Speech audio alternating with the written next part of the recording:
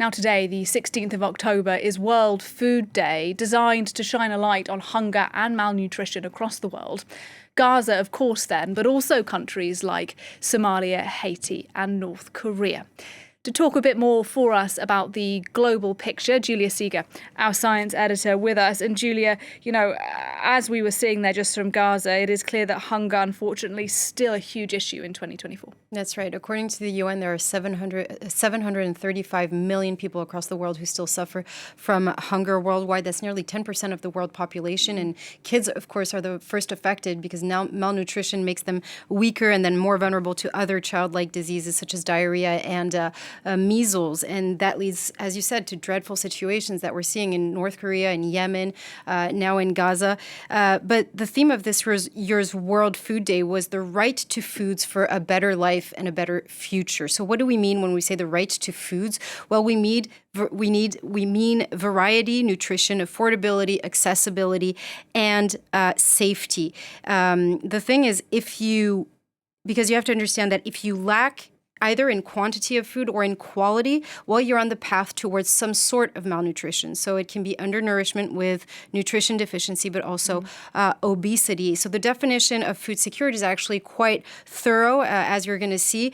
And it's not just about access to enough food, once again, it's about having access to nutritious food. And that's really important. Why? Because hunger is a vicious circle. And this is why nations have weaponized hunger and famine as a tool for war because of the crippling effects it has. If you don't consume enough foods and regularly and enough nutritious foods, what happens is that it affects your ability to grow, to learn, and to work. It has devastating consequences for families who can't break out of the cycle of poverty, and it impacts individuals, but even on a greater level, countries and economies and even political stability. Now, the hunger map changes every year, of course, because of geopolitical issues like war, but also because of climate events like droughts, for instance. But if you look at the 2023 hunger map, you still see that the most affected countries are still in Africa, and it's been the case for several years now.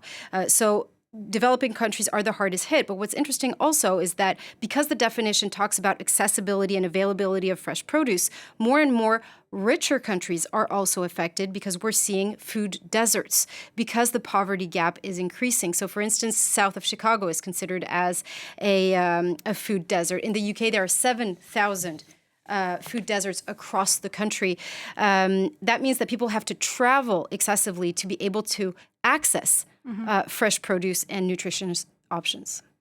And Julia, the population of the world is expected to reach 10 billion by 2050.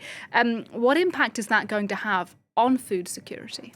Well, the world population increases by 1%. That's still more than half than what it was 50 years ago. So that means what it does mean is that there's going to be 2 billion more people by 2050. That means more people to feed. That means a demand in production of food. And it could in turn strain food supplies for sure. And a lot of people are actually working on this. But what's interesting is that as of today, our agricultural system produces enough food to meet our needs. And we have actually a significant room for improvement if we tackle the issue of food waste. Just to give you an idea, today there's 1/3 of the world's food supply that is literally thrown away every year.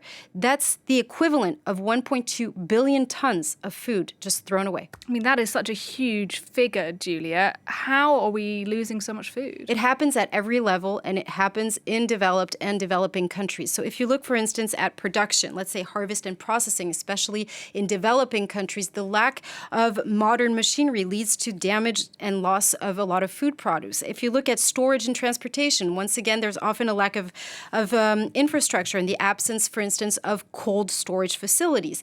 Now, if you look at a little bit down the line at retail and consumer level, particularly this time in developed countries, there's a lot of things that can be done. Relaxing, for instance, what we call strict aesthetic standards, the fact that grocery stores refuse certain produce because they just don't look good, they're misshaped, or simplifying expiration labels. So there's a lot of confusion for consumers between expiration and best before labels. And last but not least, encouraging retailers to donate surplus food, because a lot of them discharge food that is edible.